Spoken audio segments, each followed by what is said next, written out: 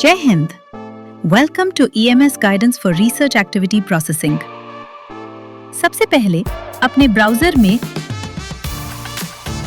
ems.subharti.org:8443। Be sure you remember this. और अब अपने EMS क्रेडेंशियल से लॉगिन करें। लॉगिन होने के बाद साइड बार मेन्यू में जाएं और रिसर्च एक्टिविटी पर क्लिक करें।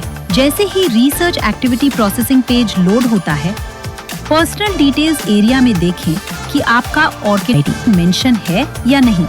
अगर इनकरेक्ट है या दिखाई नहीं दे रहा है तो प्रोफाइल कार्ड के बॉटम राइट में दिए गए ब्लू एडिट आइकॉन पर क्लिक करें। अपनी रिसर्च आइडेंटिटी अपडेट करें और सेव पर क्लिक करें। अब पहले कार्ड रिसर्च पेपर पब्लिश्ड पर जाएं और उस टेक्स्ट पर क्लिक करें, click here to view research ORCID papers. Page को स्क्रॉल करें और ऑर्किड पर पब्लिश्ड आपकी रिसर्च लिस्ट देखें। जिस पेपर को EMS में ऐड करना है उसके सामने ग्रीन ऐड बटन दबाएं। अब एक प्रीफिल्ड पॉपअप खुलेगा जो आपके ऑर्किड के अनुसार भरा हुआ है। यहाँ आपको कुछ डिटेल्स मैन्युअली भरनी है।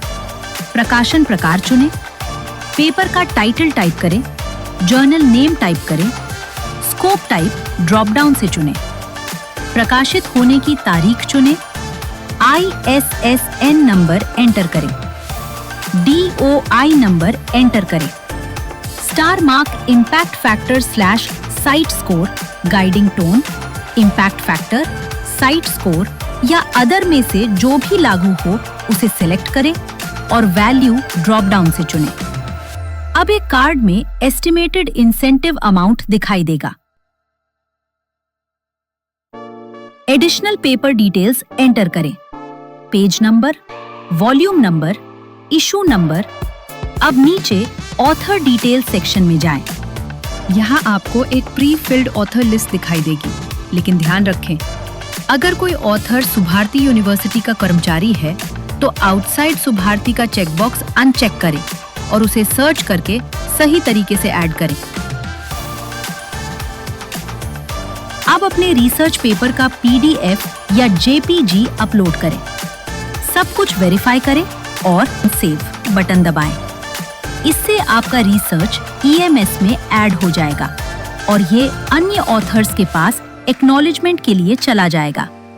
साथ ही CRIC डिपार्टमेंट के पास अप्रूवल के लिए भी फॉरवर्ड हो जाएगा। को-ऑथर एक्नॉलेजमेंट।